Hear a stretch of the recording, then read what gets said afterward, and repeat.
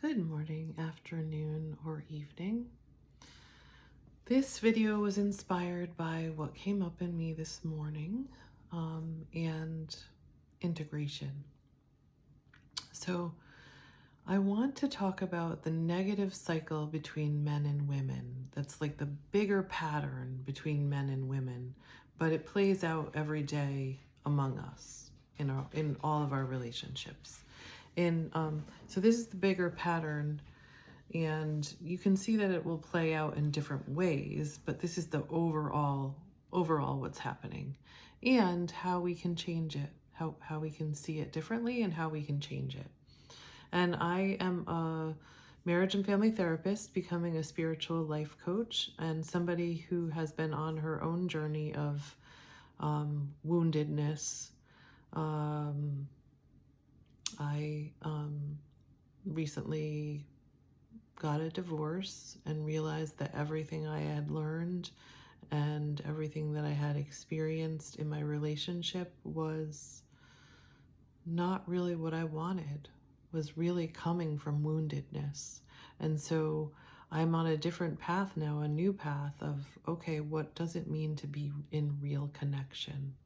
And how can we face these deeper wounds together, these deeper wounds of the masculine and the feminine?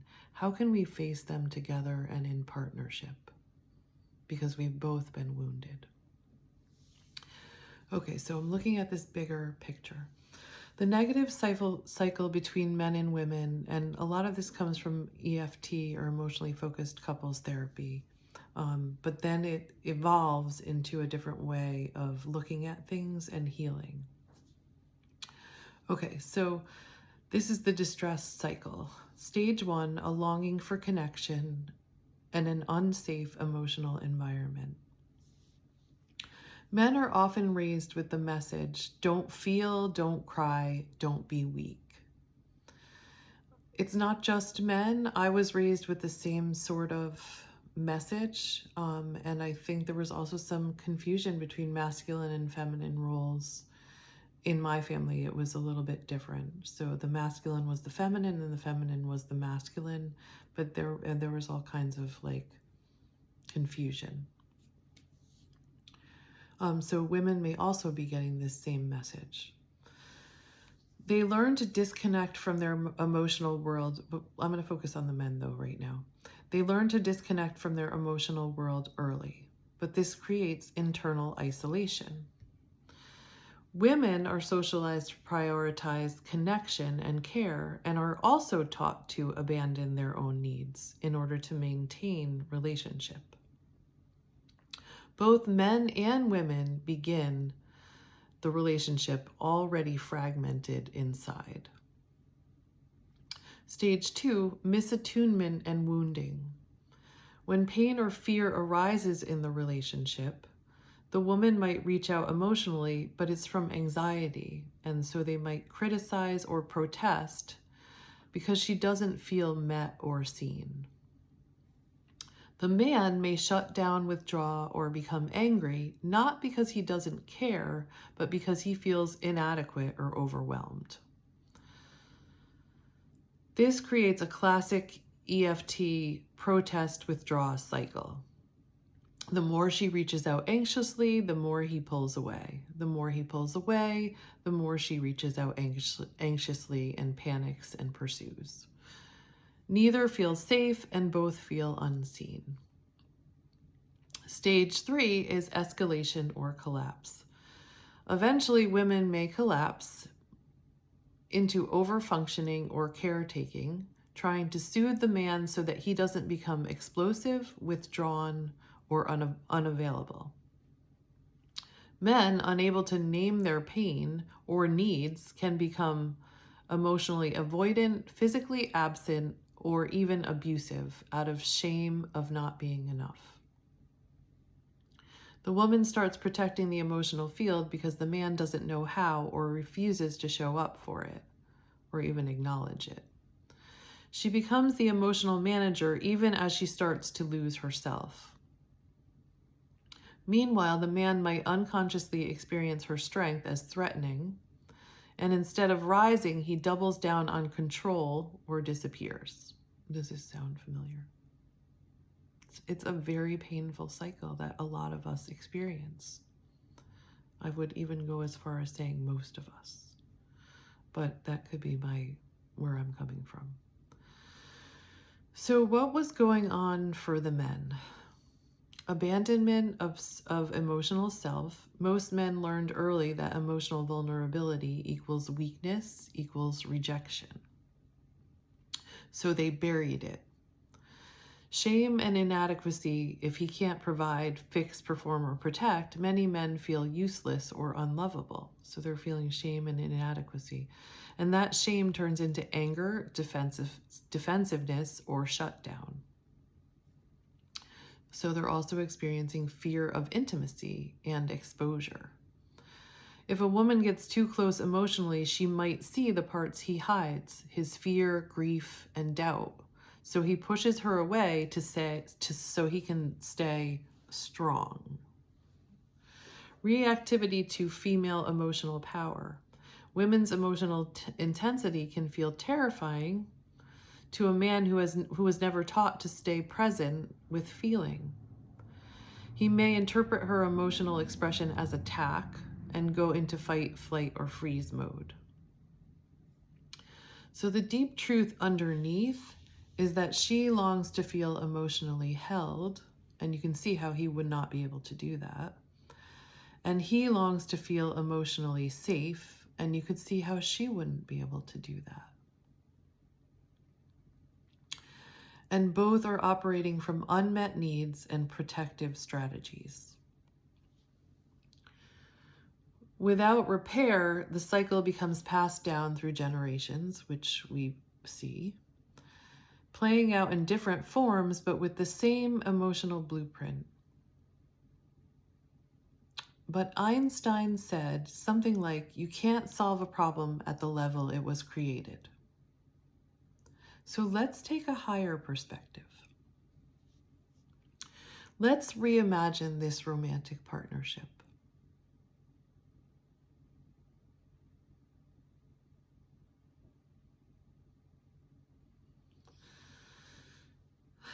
This is the evolution of relationship. Number 1, inner union first.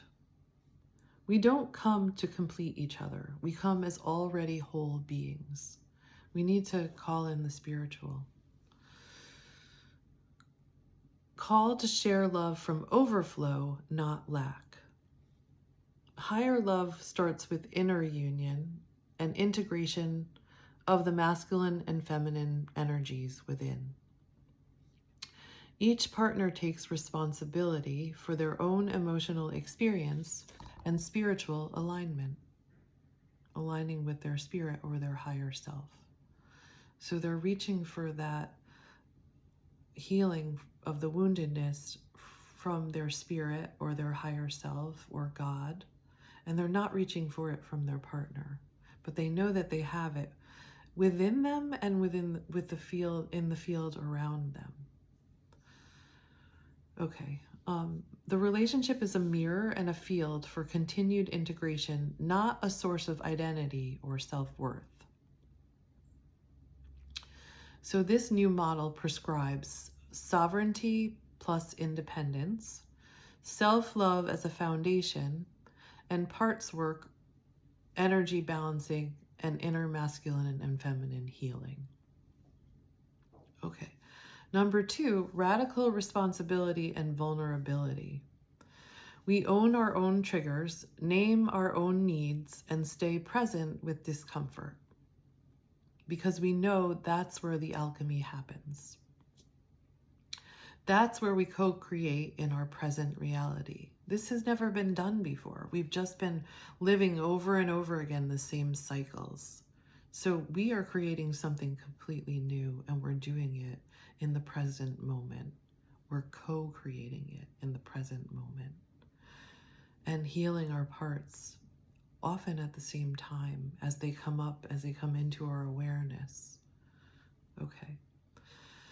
Partners name their truths with clarity and compassion. Blame is replaced with ownership, and reactivity is met with curiosity. Emotional safety is built through transparency, not performance. This model prescribes the AVCs: acknowledge, validate, care for your emotions. That's the model that I created. Tried to make it as simple as possible. Acknowledge what's coming up for you, what you're feeling in your body. Put your hand there, validate it. Of course you're feeling this way. This is the perspective you're coming from. And what do I need to take care of this in myself? And that answer is different every time. You need to ask yourself and wait to listen to yourself and hear it. EFT-based communication skills and embodied processing. Number 3, conscious polarity and sacred roles. We honor and play with a dance between the masculine and the feminine, not as stereotypes, but as energies that serve our evolution. Both are contained, the woundedness and the wholeness, they're both contained there, and we let them dance and we let them play. Each partner learns to embody and respect both energies. The feminine leads with intuition, emotion, and inner knowing, and we have both the masculine and the feminine within us. The masculine leads with grounded presence, action, and direction in service of the soul. It prescribes energetic attunement in conflict and connection, masculine and feminine healing maps, and then honoring our own internal cycles of when we need to go in and care for ourselves and when we can come out and express. Cycles, honoring cycles, intuition, and spiritual guidance. Number 4, shared devotion, not codependence. Our bond is sacred, not transactional. We come together to serve love, not extract security. Love is a living energy between us, not a contract, a rescue mission, or an obligation. Freedom and connection coexist. Intimacy does not mean ownership. The relationship becomes a spiritual path, one that we get each stone on the path in the present moment. We can only see one stone at a time. We don't know the path. It's a lot of dealing with the unknown, which can be exciting if we approach it from a perspective of curiosity and adventure. It prescribes mutual support for each other's soul paths, space and boundaries as acts of devotion, and practices of ceremony, intention, and gratitude. Number 5, practical co-creation. Love lives in the real world, right? Through money, home, time, and choices that align with our shared values. Partners discuss and co-create the structure of their shared life. Finances, roles, responsibilities, goals. There's less of that left brain masculine planning and more of that like present moment co-creating and making space for that. There's equity and transparency, not scorekeeping or overfunctioning. It prescribes conscious money agreements, shared vision rituals, and rebalancing responsibilities regularly, creating that time for connection and co-creation. Number 6, soul level communication. We speak from our essence, not just our ego wounds or parts. And we can recognize when we are speaking from our ego wounds or parts and gradually get down into our essence as we feel safe with each other. We practice truth, tenderness, and trust. Conflict is used to deepen connection, not avoid or win. Communication becomes a healing space. You speak not just to be heard, but to be revealed. It prescribes parts-aware dialogue, sacred mirroring practices, and chakra-based relational check-ins. The core principle is that higher love is the union of two sovereign souls who choose each other over and over and over again, not from fear, but from truth, freedom, and devotion. If you like this video, please like and subscribe to my channel and follow for more information.